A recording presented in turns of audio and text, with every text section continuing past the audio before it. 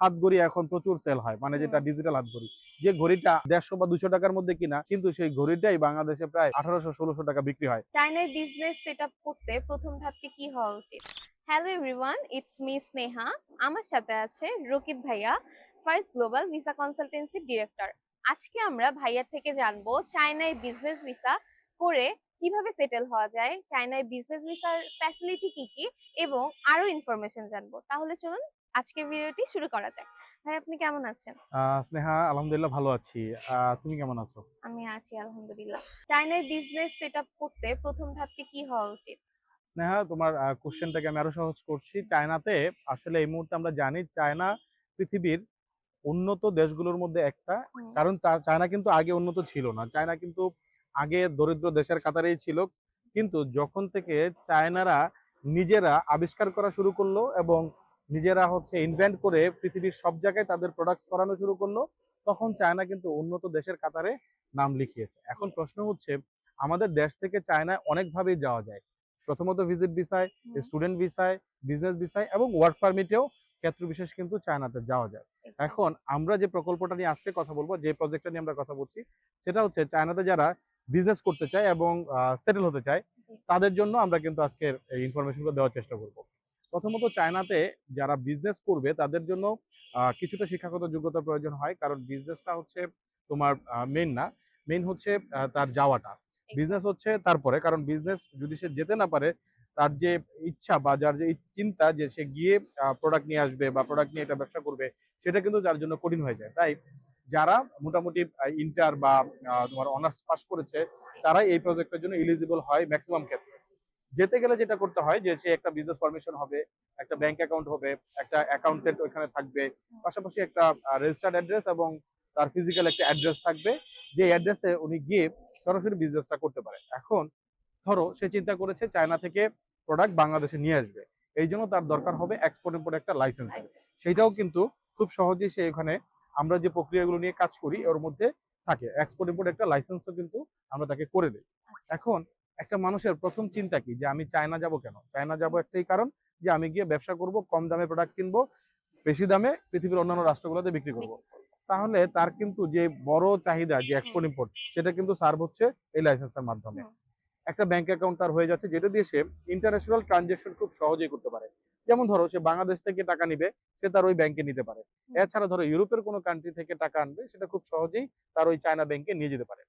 শুধু সে যদি সুন্দরভাবে ট্যাক্স প্রদান করে, তাহলে ওই লাইসেন্সের আন্ডারে কিন্তু আরো অনেককেই কর্মসংস্থানের ব্যবস্থা করতে পারে।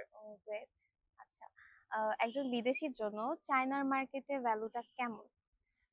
এটা একটা চ্যালেঞ্জিং কোশ্চেন সবার জন্যই, যে প্রথমত হচ্ছে তোমার ল্যাঙ্গুয়েজ।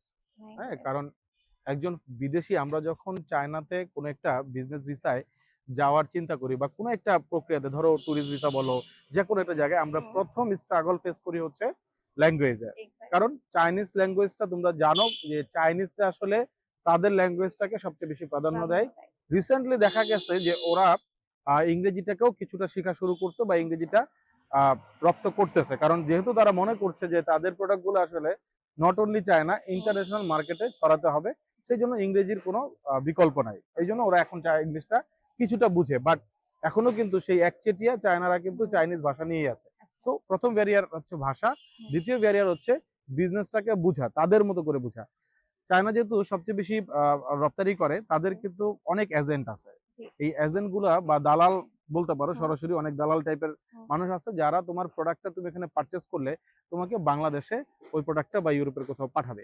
ক্ষেত্র বিশেষ আমরা দেখছি যে তোমার প্রোডাক্ট ঠিকই টাকা নিছে, কিন্তু প্রোডাক্ট আর পাঠায় নাই, অথবা তোমার 10 টাকার প্রোডাক্টটাই প্রায় তোমার 100 টাকা নিয়ে নিছে, বাট একটা 10 টাকার একটা প্রোডাক্ট 100 টাকা নিচে, যেখানে কাস্টমার লস করে। তো এই লস গুলা যেন না করে, সেই জায়গায় আমরা চেষ্টা করি এই সার্ভিস গুলো আর কি সঠিকভাবে দেওয়ার মানুষকে, যেন তারা কিভাবে সোর্স করবে প্রোডাক্টটা, কিভাবে আনবে, এই সব বিষয় নিয়ে আলোচনা করতে আর কি, বা মানুষকে হেল্প করতে। তার মানে হচ্ছে চায়নাতে বিজনেস সেটআপের আগে অবশ্যই ভাষাটা রপ্ত করে যেতে হবে আর কি।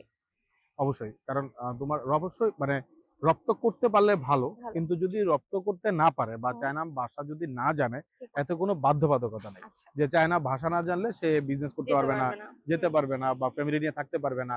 হ্যাঁ, চায়নাতে কিন্তু তোমার বাচ্চা বা একজন মানুষ যখন তার বিজনেস করতে যায়, তার হুম, ওয়াইফ নিয়ে যায়, যদি তার বাচ্চা থাকে, তাহলে কিন্তু বাচ্চাদের জন্য একটা ভালো ফ্যাসিলিটিস দেয়। এখন চায়নায় তোমার আহ, ওদের নিজস্ব ভাষার সাথে ইংরেজি ভাষাটাও শেখায়। ও সুতরাং গ্রেট। যদি কেউ ফ্যামিলি নিয়ে সেটেল হতে চায়, হুম মানে ধরো ব্যবসা করতে যাবে, অনেকদিন থাকবে, ফ্যামিলিকে ওইখানে সেটেল হুম, করতে চায়, খুব সহজেই কিন্তু তার বাচ্চাও ইংরেজি ভাষাও শিখতে পারবে। শিখতে পারবে। ভয়ের কোনো কারণ নাই যে চাইনিজ ভাষাই শিখতে হবে। হুম, বাট ঠিক আছে। চাইনিজটাও শিখবে, হুম, এটা ভবিষ্যতের জন্য তাদেরও ভালো হবে। ভালো হবে। আচ্ছা, এটার জন্য কি কোনো বয়স সীমা প্রয়োজন হয়? না, ব্যবসা করতে কোনো বয়সের প্রয়োজন নাই। উনি মানে যদি 18 নিজে যদি বছর থেকে জীবিত স্টার্ট থাকে হবে? তাইলেই হবে। হুম, হুম, হুম। এবং ও আচ্ছা, ঠিক আছে, ব্যবসা করতে কোনো বয়সের প্রয়োজন নাই। তবে ঠিক আছে। একটা সবচেয়ে বড় ব্যাপার হলো, তুমি যদি ধরো ওই ব্যবসার আন্ডারে ভিসা করতে যাও, হুম। তবে বয়সটা তোমার কন্ট্রোলে থাকলে ভালো। ৬০-৭০ এর মধ্যে থাকলে ভালো। ও আচ্ছা, ঠিক আছে? আচ্ছা। ঠিক ব্যবসার আছে। কোনো বয়স নেই। ঠিক আছে? এখন একজন 18 থেকে 20 বছরের ধরেন কেউ চাচ্ছে যে আমি চায়নাতে বিজনেস সেটআপ হ্যাঁ, করব। তাহলে সেটা কি সম্ভব। যদি তার সম্ভব? পাসপোর্ট থাকে হুম, অবশ্যই সম্ভব। সম্ভব। যদি সে পাসপোর্টধারী কেউ হয়, হুম। তার বয়স হয়ে থাকে, তাহলে অবশ্যই সে চাইলেই চায়নাতে একটা বিজনেস ফরমেশন করে নিজে সেটেল হতে পারে।